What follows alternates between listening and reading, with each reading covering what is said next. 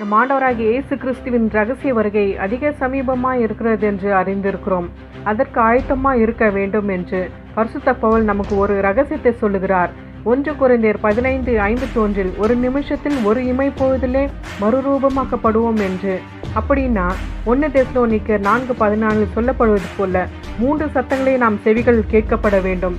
கர்த்தரின் ஆரவார சத்தமும் பிரதான தூதனுடைய சத்தமும் தெய்வ எக்காலமும் கேட்கப்பட வேண்டும். அப்போது நாம் உயிரோடு வானத்தில் எடுத்துக்கொள்ளப்படுவோம். இதற்கு நாம் செய்ய வேண்டிய ஒரே காரியம் நம் பாவங்கள் மன்னிக்கப்பட்டு இயேசுவின் இரத்தத்தால் மீட்கப்பட வேண்டும். கர்த்தர் உங்களை ஆசீர்வதிப்பாராக. ஆமென்.